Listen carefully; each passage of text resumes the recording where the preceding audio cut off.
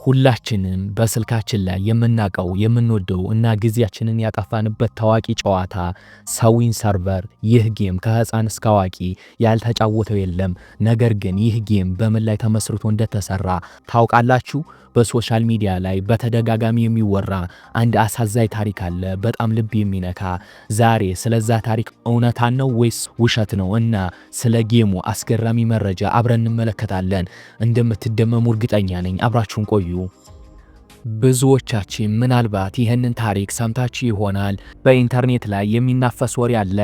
ሰዊን ሰርቨር ጨዋታ ፈጣሪ ይህንን ጌም የሰራው ለልጁ መታሰቢያ ነው።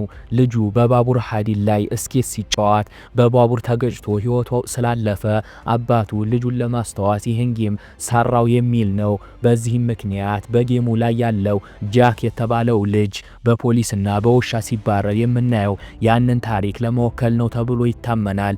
ይህም ታሪክ በጣም ልብ የሚነካና አሳዛኝ ነው። ግን ይህ ታሪክ እውነት ነው?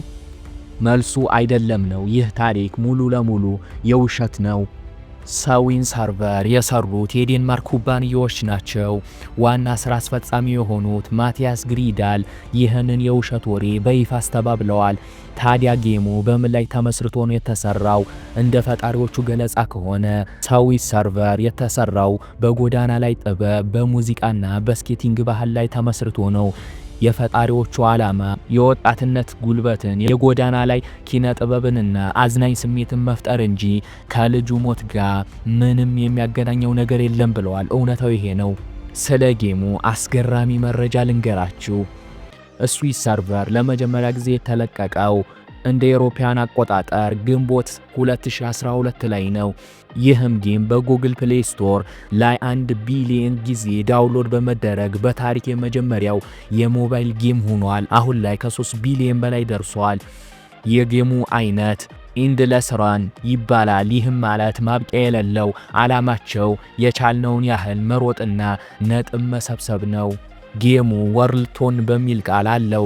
ይህም የጊዜውን የጌም ቦታ ወደ ተለያዩ የዓለም ከተሞች ይቀይራል። ከፓሪስ እስከ ቶኪዮ፣ ከኒውዮርክ እስከ ካይሮ ይጓዛል።